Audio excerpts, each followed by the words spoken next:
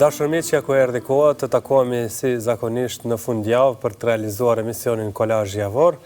Do të fillojmë me ditën e parë të javës, pra me ditën e hënë dhe emisionet që janë realizuar pastaj gjatë gjithë javës. Në emisionin ky është i dërguari im, Hoxha Nisrama, foli për temën tradhtia në birë me une, tregoi për qëndrimet e pejgamberit Muhammed a.s. përballë pabesisë dhe tradhtisë, duke nxjerrë mësime mbi drejtësinë, besnikrinë dhe kujdesin ndaj komunitetit. Ndërsa në emisionin Portret, Hoxha Sedat Islami trajtoi jetën dhe veprimtarinë e Hoxh Sherif Ahmetit, duke nxjerrë në pa kontributin e tij në edukimin fetar, përhapjen e dijes islame dhe ndikimin e tij tek komuniteti dhe brezat e rinj.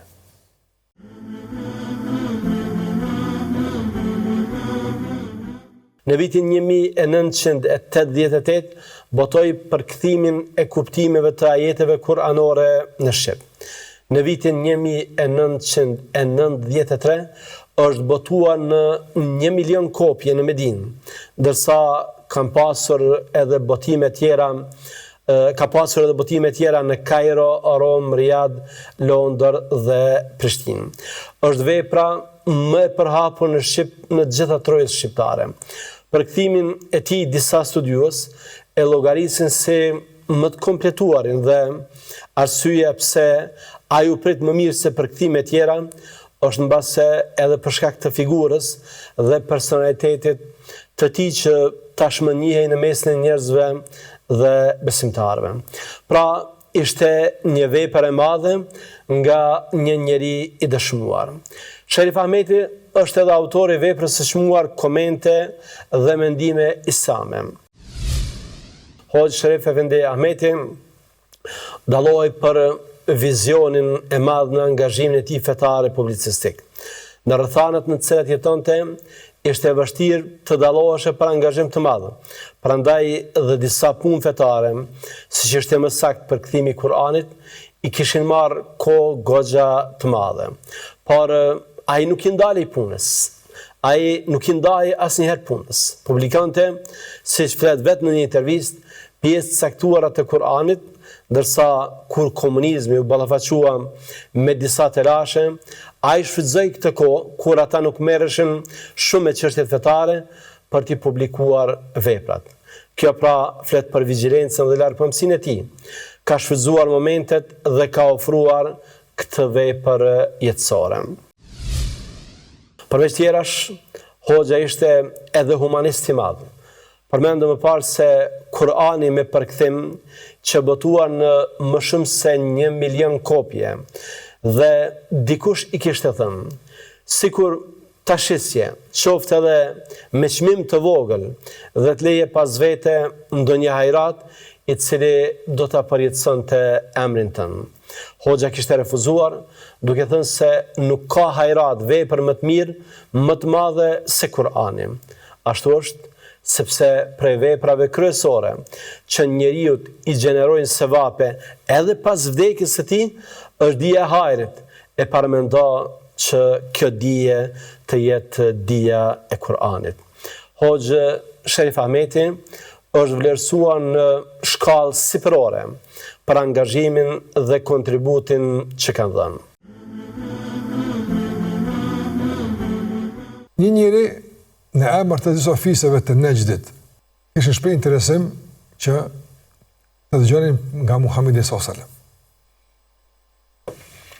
Njëri tek pejgamberi alayhi salatu wasallam e i tha, unë nuk më të besoj ty njëra, ama besoj që mirë e ki. Po kështë e kalkulimet e ti. Tha mirë po, kërkoj nga ti që më japësh me vete, disa nga shokët tu, që t'i shpërndojmë në fiset e Nejdit, që këshin shumë fise, popullat e madhe, që t'ua prezentojnë atë që ke arti me te, dhe jam i bindur se kanë me pranu. Nëse që ti ke arti me te e pranushme është. Edhe i nisi 70 shokë të ti që nuk ishin të rëndamët. Ata ishin të njohur në mesin e njerëzve si Kurra lexues. Po nuk ishin vetëm lexues. Në kohët e jashtme Kurra ju kanë thonë dietarëve. Ata lexonin. Ai që ka di shkrim lexim, kanë lexuar Kur'an, kanë njoftë rregulla të caktuara të fesë, kanë qenë të aftë me mësu dikan. Edhe pejgamberi se ka qenë gjithkan, ka se këtu kërkohet tash mësues, jo vetëm një musliman i rëndomt i thjesht. Pse çdo musliman ka vlera dhe çdo musliman është i rëndësishëm. Ama aksera dhe kërkoj dikush që ka dije, mund me mësu dikon. Dhe pejgamberi përzoti 70 për tyne. Numër shumë i madh. 70 sahabe me qenë numër i madh. E lënë me qenë 70 nga të përzgjedhurit që e dinin fen dhe ishin të aftë me mësu dikujt fen. Unë nesër dhe kur arritën dikun të gjysmë e rrugës, ranë në pusi. 3 fise të njora, do në atë vend, si kështë fisi, do më thonë, Dhakwan dhe fisi Beni Lahjan, e 2 fise tjera, i rrethuan sahabët, edhe pse pejgamberi për siguri, u ka kishte një letër. Por fatkeqësisht njerëzit që s'kan besim, vështirë është pastaj të përmbahen edhe rregullave dhe besës dhe premtimeve problem është.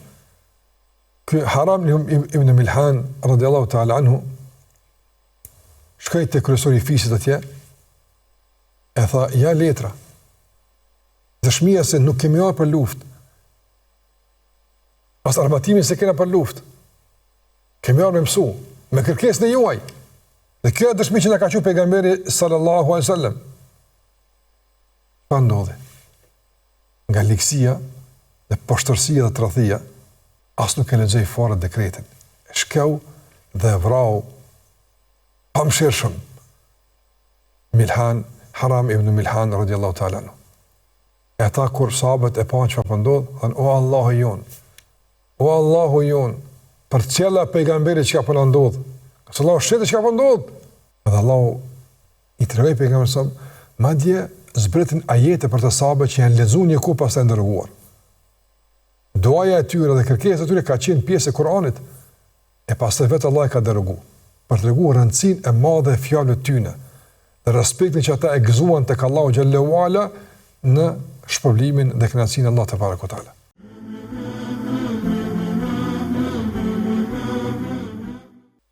Në emisionin Kopshti i devotshmërisë, i ftuar i radhës ishte Hoxh Eduard Shtrezi, ku trajtua tema rruga drejt pendimit, ku fol për rëndësinë e vetdijes, pranimit të gabimeve dhe kthimit tek Allahu si mënyrë për të forcuar lidhjen me Zotin dhe për të rifituar qetësinë e zemrës. Kurse gjatë emisionit Bukurit e Islamit, Hoxh Mirësim Mariçi trajtoi temën drejtësia, bukuria e përgjithshme e Islamit, duke folur mbi rëndësinë e drejtësisë si vlerë qendrore që udhëzon marrëdhëniet ndërnjerëzore, shoqërinë dhe veprimet e besimtarit në përditshmëri.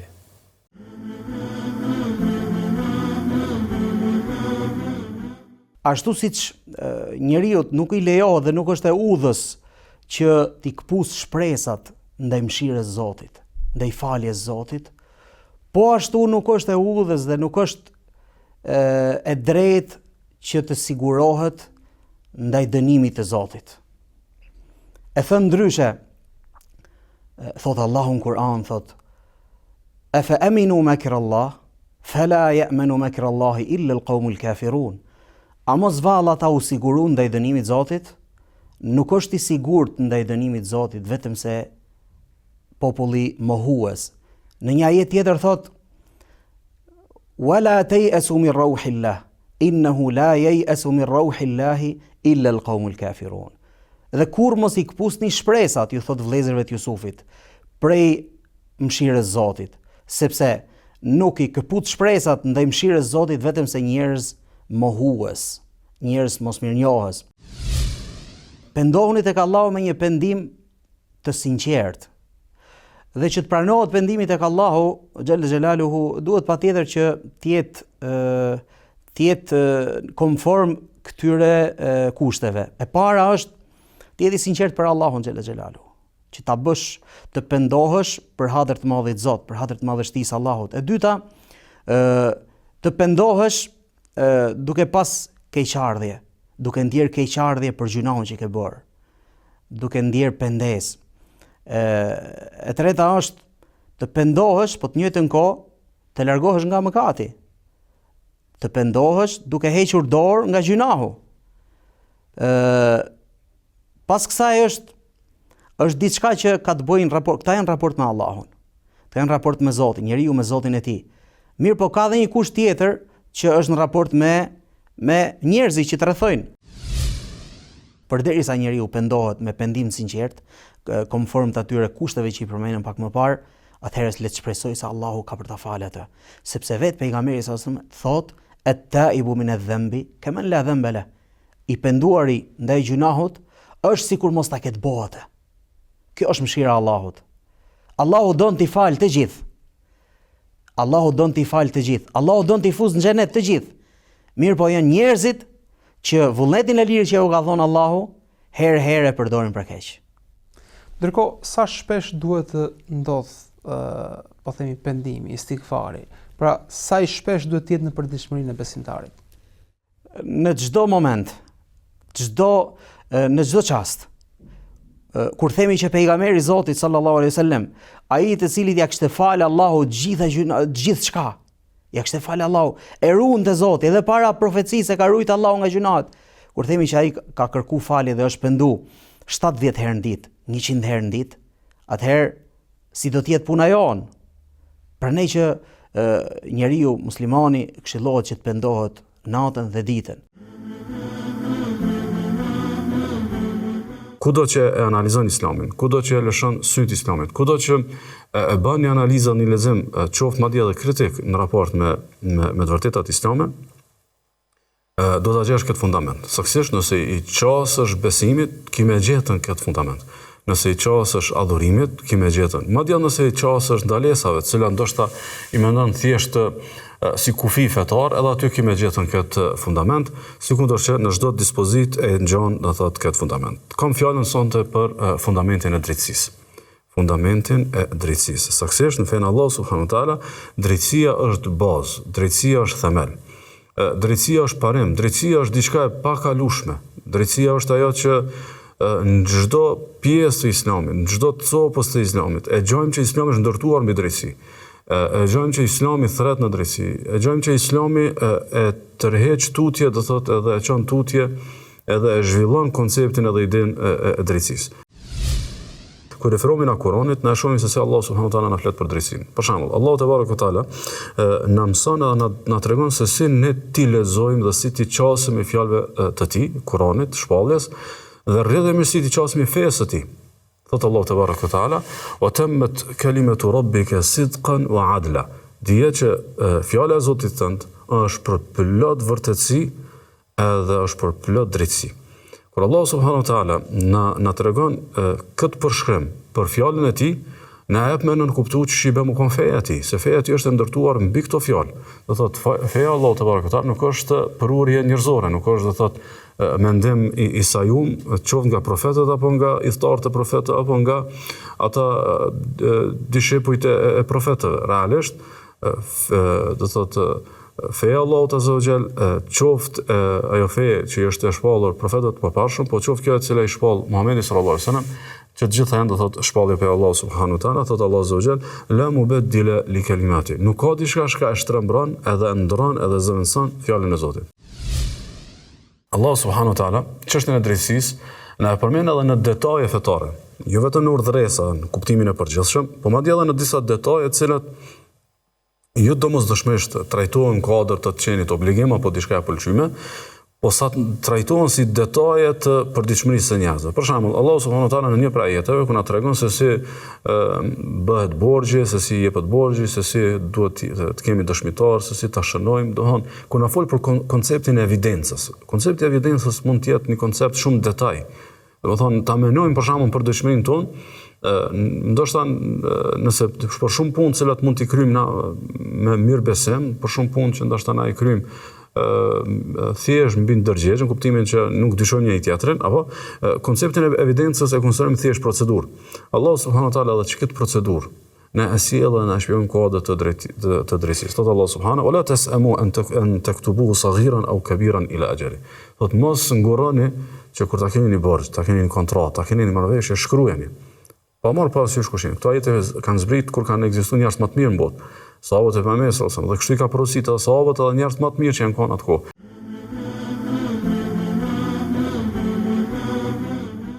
Në emisionin në thellësit e surës El Anam, Hoxh Enes Goga trajtoi temën njeriu dhe e vërteta e tij, duke theksuar rëndësinë e njohjes së vetës, përballjes me dobësitë dhe drejtimit të jetës sipas udhëzimeve të Allahut.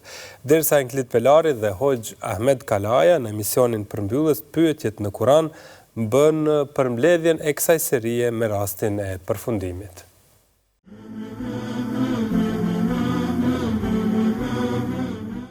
Pasi Allahu neve na krijoi nga dheu, nga balta, çdo njerit prej neve Allahu i caktoi afat të caktuar sa ne jetojmë në jetën e kësaj bote.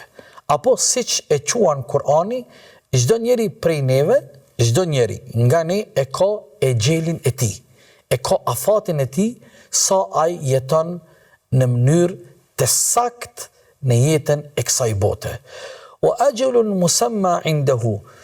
Afati dhe koha e çdo njerit prej neve është e ditur vetëm tek Allahu Jalla Jalaluhu. Prandaj këtu vim tek një pyetje e cila është shumë intriguese. Pse pyetja është kjo? Pse Allahu e la të fshehtë për ne vdekjen? Në vetvete është një pyetje, po themi filozofike, dhe provokon edhe shumë tema nga dimenzionet e ndryshme.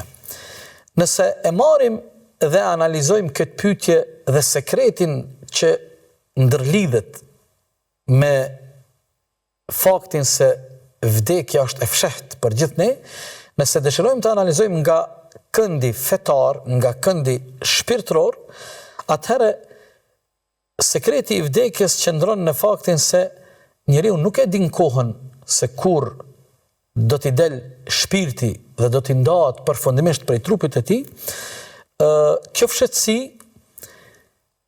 urtësia pse kjo fshehtësi qëndron kështu, është se kjo njeriu e mban në vazhdimsi të përulur, të vetëdijshëm, dhe vetë fakti se ne nuk e dim momentin kur do të vdesim, kjo duhet të na shërbejë neve si një nxitje që ne përgatitemi në çdo moment që vdekja mos të na godet e ne me qenë të pa përgatitur për vdekjen. Argumentet dhe shenjat që janë prova dhe dëshmi, krijimi i qejve, i tokës, dielli, hana, oqeanet, botrat e ndryshme, vetë argumentet e panumërta që janë tek krijesa njeri, formen dhe mënyrën se si Allahu e krijoi njeriun në mënyrën më të përsosur, të gjitha këto argumente dhe prova është më rëndësi si lezohen.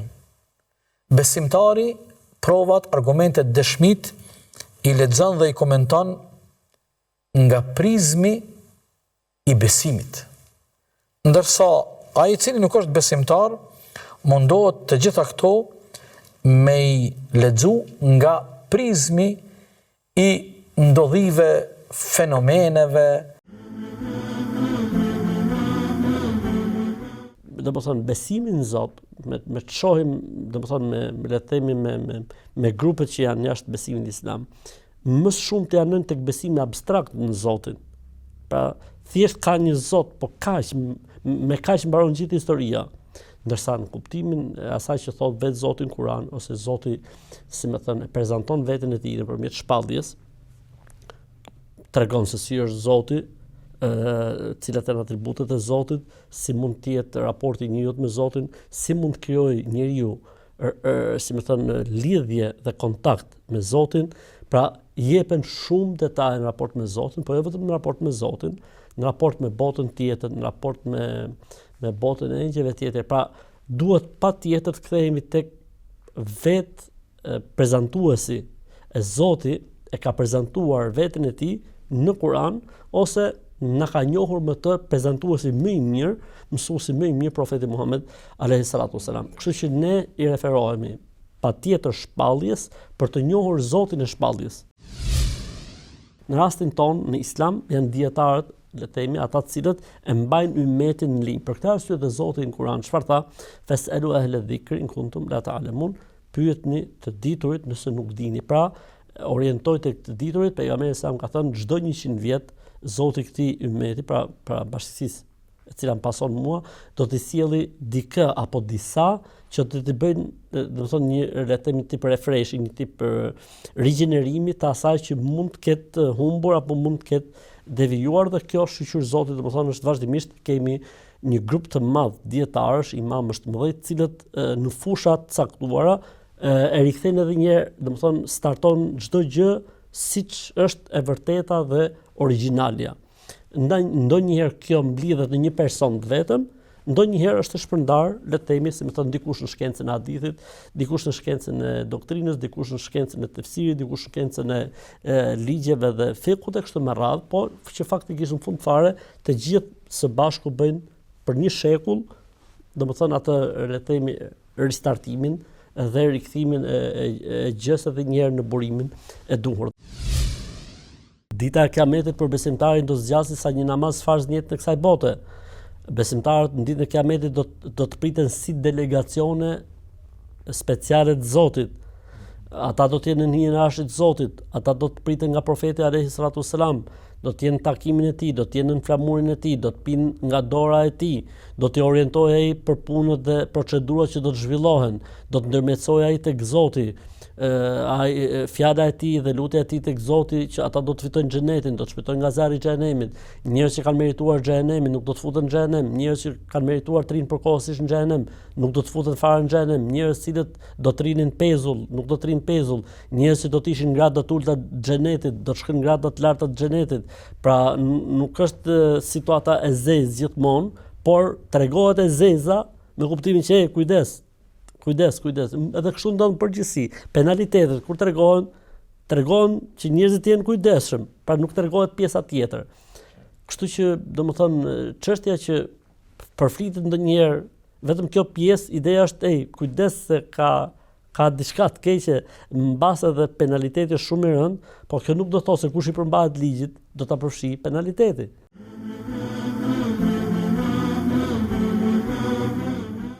Në emisionin e thëna e pa thënë, emision ky drejt për drejt me Hoxhën Ekrem Avdiu, kemi folur për temën e durimit dhe mirëkuptimit në marrëdhënie të ndërnjerëzore, duke theksuar se shtyrja e afatit dhe përkthimin e borxhit është një shprehje e respektit dhe mshurisë dhe përgjegjësisë ndaj të tjerëve. Kurse në emisionin Këndi i diskutimit u trajtua tema e arsimit online pas pandemisë, me Fatmir Fejziun, një mësimdhënës i njohur për suksesin e tij në këtë fushë. U diskutua për mundësitë dhe sfidat që solli mësimi virtual, si dhe ndikimi i tij në përmirësimin e njohurive dhe aftësive të nxënësve.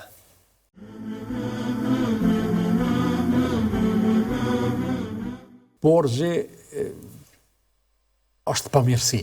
Dhënia borxh është pamirësi, madje ka ardhur në disa citate se dhënia hua ose dhënia borxh është sikur se ta kishe dhënë gjysmën e asaj sasie të hollave ose sasie të pasurisë sadaka. Do thonë se dikush ka ardhur dhe i ka kërkuar prej teje 100 euro borxh për shkak se ka qenë zor dhe ti ka kthyr të njëjtat. Edhe ti ja ke dhënë, ti ka kthyr të njëjtat, se vapin e ki sikur se më ja pas dhënë 50 euro fal, mos më kthe hiç. Pse? Shtrohet pyetja, ku është matematika këto? Matematika këtu është se njeriu kërkon borxh për shkak se është në zor, ka nevojë. Edhe në momentin që ti e shliron realisht ai njeri i largohet një breng, ti ja largosh dikujt një breng të dunjas, e ke fitu një bonus që Allahu të ta largoj ty një breng prej brengave të ahiretit, të jetës së përtejme. Edhe kësaj funksionon kjo punë, ky relacion. Edhe sa herë janë njerëzit në hall, edhe ti u gjindesh, veç kujtoje se duke jo largu aty në hallet, edhe duke jo azgjidh aty në problemet, po je duke ja largu hallet vetës, edhe duke azgjidh problemet vetës, për arsye se Allahu i plot fuqishëm, do të thonë, na shikon se çfarë po bëjmë. Jemi në sprovë për njëri tjetrin. Adhansi është në pozicion të komoditetit. Deri kur? Jo deri kur. në start, po flasim për në fillim, është në pozicion të komoditetit për arsye se ai ka dhonë hua, ka dhonë borxh për shkak se ka pas tepër. Edhe mu më ndodhë nga njerë kur njerëzit qajnë hall, e kam një borxhlit keq, kur thonë borxhlit keq. Kjo më duket se edhe në ato teoritë e ekonomisë është si me thonë, e rregulluar si terminologji, borxhli i keq. Thotë e kam një borxhlit keq, çka kemi i boti, unë s'muj me i marrë obligimet të tjerëve për me ta lehtësu ty krizën, ose damin që ta ka shkaktu, kështu që unë personalisht merrna me një, munohem me bo një ngushëllim moral, shpirtëror të ata njerëz, i thamë, po mirë, veç falendero Zotin që ti je hua dhansi, nuk je hua marrësi. Sahi, a i të ka dëmtu ty edhe për ato pare që ja ka dhanë, bas edhe që tash e ki nevoj, ma shumë ki nevoj se atëherë kur ja ke dhanë e kështu me radhë, me gjitha te, prap ti je në pozicion të mirë. Kjo është ajo situata si kur ajo gruja fisnike, e cila i ka thonë djalit vetë, shko të kojshit merna do kryp. Edhe i ka thonë, non, po ata kojshit i kena fukara, ata s'kam për vete, ti po më qonë me marru, në dalë të blej kryp, jo birë, ta të shko lyp të kojshit kryp. Edhe shkon. Kur kthehet thot çka është urtësia? Thot urtësia është thot se ata kërkojnë prej neve sheqer, kërkojnë orez, kërkojnë diçka kështu, diçka që ka vlerë dhe na u japim. Po me vazhdu ata me kërku dikur ngushtohen edhe s'kërkojnë ma, e të kërkojmë edhe na një herë për tyne. Reciprocitet. Po pra që ta mbajmë derën hapun që të kenë ata mundësi të kërkojnë në vazhdimsi prej neve. Kjo është e rëndësishme. Tash me majt derën hapun, po mënoj ti tani si bamirë se kjo është trajtim prej pozicionit të bamirësit. Si bamirës mundesh me përdor mjeshtri të ndryshme që me bo punë të mira. A dhe s'besoj që ka kufizime në këtë aspekt.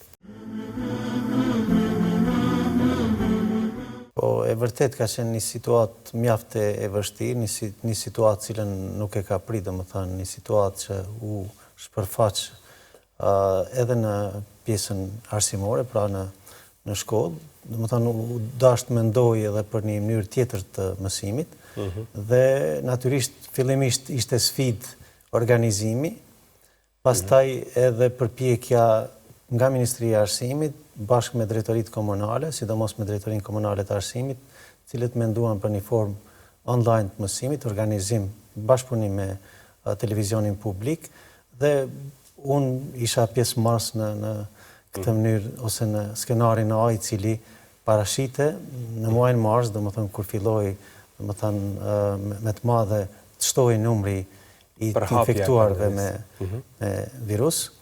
Prandaj, ishte domosdoshme, po njëjtën kohë ishte sfidë, pra ishte një pasiguri e madhe. Ishte sfidë edhe për mua, pavarësisht që unë kisha konsideroj që kisha një përvojë në këtë drejtim, për shkak se gjatë asaj periudhe, para fillimit të angazhimit në shkollën publike, kam punuar në një shkollë private, ku më është mundësuar që ta zotroj edhe t'i rrekem metodologjive të reja të mësimdhënies, në mënyrë që të përballem më lehtë mandej edhe me metodat e reja, me kohën që ishin zhvilluara edhe në sistemet e zhvilluara arsimore. Pra u përshtatët shpejt. Për mua nuk ishte e vështirë, po në përgjithësi ishte e vështirë, duke marrë parasysh edhe sfidat, sepse në njëjtën kohë gjithmonë ishte frika se çfarë do të ndodhte, mirë po përgjegjësia profesionale ishte në radhë parë, domethënë ne në farë forme vendosëm që të bënim një punë e cila i duhej vendit, domethënë një lloj sakrifice, cilën e kishim për obligim edhe profesional, po edhe për të mirën e nxënësve, sepse natyrisht e ardhmja e vendit janë fëmijë dhe ne normalisht në situata të caktuara duhet përshtatemi dhe pavarësisht sfidave, vështirësive ne arritëm që të krijonim një stabilitet dhe të mbanim mësimet me rregull, po mendoj incizimet cilat kishin për qëllim që transmetoheshin në televizionin publik.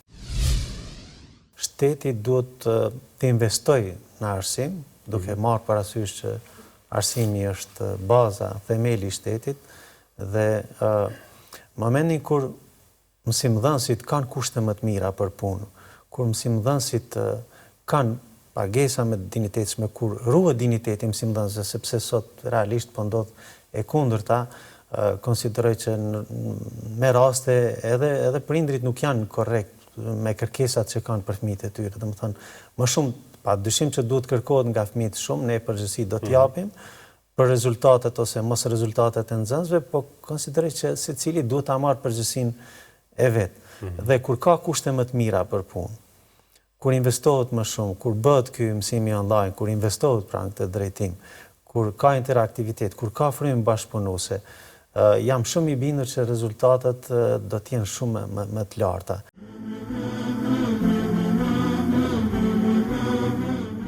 Vjojmë tutje dhe kalojmë tani tek emisioni Popujt e Kuranit, aty ku Hoxh Muhammed Dërmaku këtë javë trajtoi temën Luti alayhis salam dhe populli i tij, duke sjellë mësime nga durimi, këmbgulja dhe përkushtimi i profetit ndaj popullit të tij si një shembull i drejtësisë, udhëheqjes dhe kujdesit shpirtëror. Për këtë temë Hoxha do të flasë në vimësi javën e ardhshme edhe për përfundimin e këtij populli. Derisa Ali Dizdari dhe Hoxh Mustafa Tërniqi gjatë emisionit të Rinia me sfidave dhe besimit kanë folur për temën Zoti në syt e rinisë.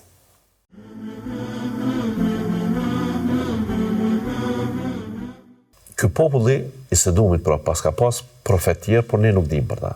Ajo që ne na intereson dhe kem dritë fokus të ndriçimit të ngjarjes së këtij populli është me Lutin alayhis salam. Dhe çuditërisht, pra ky njihet edhe si populli i Lutit. Populli i Lutit ndërkohë nuk ka qenë për lutim nga mesi i tyre. Edhe njerë, Luti pas ka qenë nga një vend në Babiloni, në Irak të sotëm, i cili pra udhton me xhaxharin e tij në Sham, e Luti urdhërohet që të shkoj atje në Sedum. Në Sedum është martuar Luti me një grua prej mesit të tyre, që me te ka pasaj edhe familje. Dhe kjo ngjarje tash është e gjatë. Luti alayhis salam mendohet të ketë jetuar 175 vite. Pra ka pas një jetë të gjatë. Ibrahimi alayhis salam ka kontaktuar me Lutin her pas here, pra ka kontaktuar, kem fjalën jo si në ditët e sotme të themi kanë këmbyer email ose kanë folur në telefon ose të gjashme, por janë takuar ata, ka ditë për Lutin, për fëmijët, për familjen e tjera. Ku po e dim na që ai ka ditë, Kurani i rrëfen këto. Kurani na tregon ne sakt se çfarë ka ndodhur. Lutin e përmend Allah thot kur ai ju tha popullit të tij, pra kështu edhe Allahu thon, si veproni në immoralitet në këtë formë kur askush para jush një vepër të tillë nuk e ka bërë. Pra, çështja e immoralitetit, çështja e dëshirës së meshkujve të bëjnë intimitet me meshkuj, pra ishte të populli i Lutit për herë të parë. Ky veprim që nuk e njohu njerëzimi në mënyrë të organizuar asnjëherë më parë. Nuk duhet kjo ngjarje të na mbetet, të na ngelet pa u ilustruar mirë nga këndet të ndryshme, sepse fatkeqësisht tentativa në periudhë të fundit të historisë së njerëzimit ka që ngjarjet e tilla të normalizohen në përshoqëri, saqë ka filluar të penalizohet edhe të flitet edhe të ligjerohet, mos lasëm të ndërmerren veprime kundër veprimeve të tilla të çoroditura që Allahu xhalla xhelaluhu i thot dhe i vepron. Këtu do të jemi të kujdesshëm, i madh dhe i vogël, sepse nuk bëhet fjalë pra për një komunitet të caktuar të shprehjes së dëshirës së tyre në një mënyrë ose tjetër, që gabimet të tilla mund të kenë individet në të vazhdueshme. Ne nuk themi që këtë veprim Allahu nuk e don, e zinon me gra, e pranon, asesi, as njëra, as tjetra. Tani faktorët të cilët luajnë rol që rinia mos të jetë afër Zotit ashtu siç duhet, Realisht janë disa, do të thonë kemi disa faktorë. Faktori I parë është vetë konceptimi I rinisë se çfarë është Zoti, kush është Zoti dhe çfarë kërkon Zoti, ç'është besimi, ç'është feja, që janë parimet fetare, cili është informacioni bazik I vërtet dhe I sakt mbi atë që I duhet sot rinis për të afruar tek Zoti dhe për të jetuar një jetë, domethënë, të mirë me urdhresat dhe porositë hyjnore të Allahut xhelle xhelalu. Nga ana tjetër, gjithashtu në këtë që tham, është dhe pjesa se çfarë roli ose më fjalë si e shikon rinia çështjen e fesë në praktik. Pra, feja, besimi, vetë Zoti është një virtyt, është një vlerë mbi vlerat, është diçka e mirë, është diçka e dobishme, si plot vlera të tjera, si plot virtyte të tjera, si plot tradita dhe zakone të tjera, apo është mbi vlerat. Nëse rinia do ta kuptojë këtë koncept, atëherë do të jetë e qartë me vetveten. Ajo që është përhapur gjithësisht të gjithë njerëzit, por kryesisht tek rinia, çështja e lakmisë, çështja e interesit, çështja e dashurisë për të pasur sa më shumë para, për të pasur sa më shumë të ardhura, për të bërë I pasur dhe për të arritur një mirëqenie në jetën e kësaj bote, e një forme domethënë që kalon ose I tejkalon ato kufit e liris, pra don të praktikoj dhe don të realizoj të gjitha pasionet dhe dëshirat që I vinë për brenda një të riu, pra rinis kryesisht, dhe përrjedhoj edhe nëse ti pretendon se e do Zotin, mirë po je duke jetuar një jetë larg Zotit. Faktorët e tjerë kemi gjithashtu investimet e fuqishme që po bëhen, që vetë rinia të largohet nga Zoti. Ju përmendet shumë bukur, Zoti është përbleft pjesën e asaj statistike në Evropë ku rinia, nuk e di sa ishte 60 sa %, 50 deri në 60%, besojnë që Zoti nuk ka rol në jetën e tyre. Nuk ka rol në jetën e tyre. Mos harrojmë që kjo rini evropiane dikur besonin të kundërtën. Nëse ju po pyesni për çështjen që vërtet Islami ka virtyte, patjetër që ka virtyte. Si mos ketë virtyte kur pejgamberi alayhi salatu wasalam na tregon, ja do t'jap një shembull për shembull, me që ju kërkuat disa shembuj. Kemi rastin, apo kemi hadithin e pejgamberit alayhi salatu wasalam, I cili na kultivon sinqeritetin, jo vetëm me krijuesin, por dhe me krijesat. Në cilën formë? Thot pejgamberi sallallahu alajhi wasallam, hadithin e transmeton Muslimi nga Abu Huraira, imani, besimi ynë ndahet në 70 sa deg. Dega më e lartë është fjala la ilaha illallah.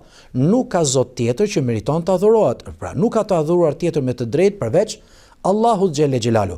Kur ti mohove të gjitha besimet e kota, dhe reagove për të besuar dhe u përqendrove në besimin e një Zotit vetëm I cili meriton të adhurohet, ti ke shfaqur këtu sinqeritetin për kushtimin me krijuesin që të krijoi. Nuk mbaron me kaq hadithi, më e larta thot është fjala la ilaha illallah dhe më e ulta në degët e besimit heqja e pengesës nga rruga.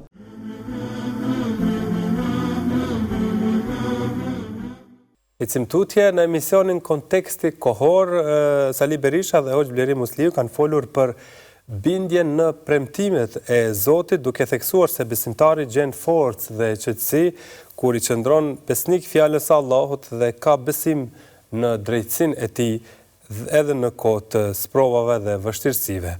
E në emisionin tjetër, fjala që udhëzon Hoxh Gentian Mara ka folur për temën njeriu më I mirë tek Allahu, duke sjellë reflektime mbi vlerat e moralit, për ulësisë dhe shërbimit ndaj të tjerëve si matës të vërtet të madhështisë në sytë e Allahut.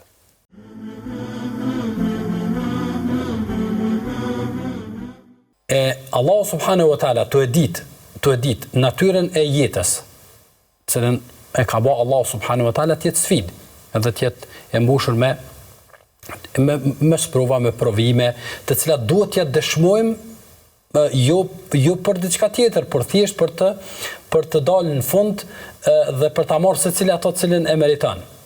Allahu subhanahu wa taala ka ditë natyrën e vështirë të jetës së kësaj bote. Dhe tek e fundit, ose duhet ta kuptojmë se po të mos ishte e vështirë jeta e kësaj bote, Dhe po të mos kishte provime të shumta, të gjithë do të kalonin, të gjithë do të ishin fitimtar. Por sfidat e mëdha dhe qenërit e jetës shumë komplekse, e Allah subhanahu wa taala për t'ia lehtësuar robit e tij kalimin e krejt këtyre sfidave, edhe këtyre pengesave gjatë rrugës, përveç se i ka tregu natyrën e rrugës, i ka dërgu pejgamber, i ka dërgu libra të shkvallur, Allahu xhaleshanu i ka bënë diçka që është shumë special, është shumë e veçantë. Është shumë e veçantë, ajo është se Allahu xhaleshanu i ka premtuar robit e tij se ecti kështu, vepro ti kështu, fol ti kështu, bën ti kështu, se në fund kime pas këtë shpërbleme dhe kime pas ka me të prit kjo befasi, ka me të prit kjo e mirë, ka me të prit kështu e kështu me radhë. Andaj Allahu xhaleshanu thot, duke e adresu njeriut se ku e gjan jetën e mirë të cilën ai tën jetën e tij e kërkon, Allah subhanahu wa taala thot, ajo gjendet tek besimi edhe punët e mira. Besimi edhe punët e mira, thot Allahu xhaleshanu falanuhyiyannahu hayatan tayyiba. Kena më mundsu aty në me jetu jetë të mirë. Ky është premtim. Dhe gjema dikant nga robët e Zotit, në të kaluarën, edhe sot e kësaj dite, që beson fuqishëm, edhe ban punë të mira, pra që këtu i ka të rënjosura në veten e tij, në zemrën e tij, e i ka të shfaqura pastaj në veprimet e tij, përveç se do ta dëshmoj se jeta e tij e mirë buron nga shpirti, nga qetësia që Zoti ja çon atij i cili jeton e tillë. Ky është një nga premtimet e Zotit. Premtim tjetër Allahu subhanahu wa taala që u ka dhënë robëve të tij është triumfi dhe fitoria. Është triumfi dhe fitoria dhe udhëheqja dhe mbizotrimin tokë. Dhe ky është premtimi i Allahut subhanahu wa taala, i cili na nuk e kem asnjë dilemë. Madje edhe nëse arrin situata deri në gjendjen e pashpresë të njerëzit, ne i besojmë premtimit të Zotit, se çysh si e sjell Allahu subhanahu wa taala punën, çysh e ndryshon Allahu xhaleshanuhu, ajo është pastaj tjetër çështje. A jemi ne meritor asimi tani është temë tjetër, po flasim si premtime. Allahu xhaleshanu ka premtuar ndihmë për robët e tij. Allahu subhanahu wa taala kanë haqqan alejna nasr almu'minin. Sot Allah është obligimi joni. Ajo që e tham fillim, Allah ka marrë përsipër, ka marrë obligim. Obligim jo se detyron dikush, ose jo në kompenzim të ndonjë shpërblimi që e pret kështu më radh, po nga bujaria e tij, nga rahmeti i tij, nga mëshira e tij, nga dija e tij, nga domethënë urtësia e tij, Allah po thot, ne kemi marrë përsipër, është obligimi joni ndihma e besimtarëve. Feja Allahut fton të jesh i dobishëm. Profeti alayhi salatu wassalam thot: "Wa imatatul adha 'anit tariqi sadaqa." Ta largojsh një pengesë nga rruga është sadaka. Mirë po njerëzit të cilët ti u largove këtë pengesë, nuk ta ditën. Le të mos e dinë. Ti ishe i dobishëm me njerëzit, po njerëzit nuk ta ditën, sepse ti kur nise të jesh i dobishëm me njerëzit, ti dëshirove të ishe i dobishëm me veten tënde, sepse në origjinë je i urdhëruar të jesh i dobishëm. Dhe këtë shpërblim dhe vlerësim e kërkon tek Allahu subhanahu wa taala. Atëherë, çfarë ndodhi? Kriteri ose kërkesa dhe kushti, domethënë që dikush mund ta ketë tek vetja, që të ketë vlerësim për të bërë mirë, të ketë vlerësim për të bërë mirë, bika poshtë. Nuk ekziston. Ajo që i dipset besimtari domethënë është ta bëjë të mirën. Profeti alayhi salatu wasalam kur fton për shembull për mbjelljen e pemëve frutore, çfarë thot? Nuk han prej ti ndonjë njeri apo ndonjë gjallëes tjetër me shpirt, vetëm sa ai ka sevape për to. Ai person që niset ose është shembull, model, nisëmtar i një pune të hajrit, pra ai është i pari i cili e bën atë. Ai ka shpërblimin e asaj vepre dhe ka dhe shpërblimin e mbarë atyre të cilët e bëjnë atë vepër pas ti, pa ju paksuar askujt shpërblimi i asaj vepre, domethënë që bëjnë. Pra gjithsej i cili ka shpërblimin e tij dhe shpërblimin e gjithë vargut që vjen domethënë nga i pari dhe deri tek i fundit që u bërë shkak. Mësuesi në shkollë shpesh përballet me nxënës, ndoshta edhe student të pa edukat.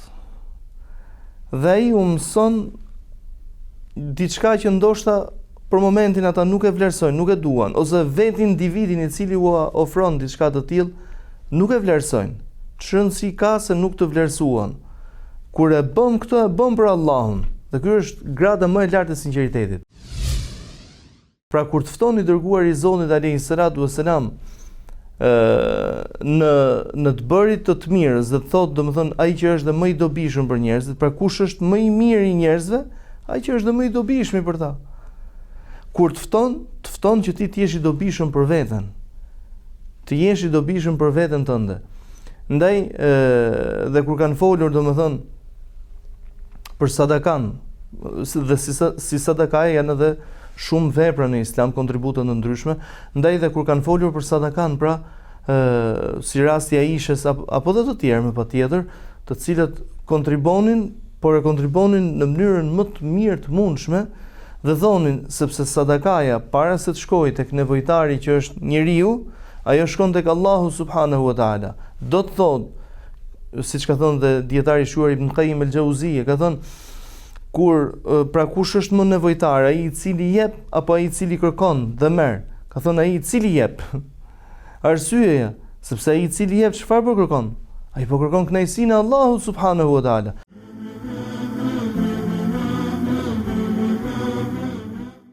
Të dashur miq, kështu kemi arritur në fund të takimit të sotëm. Ishte ky kolazh javor dhe përmbledhja që prezantuam.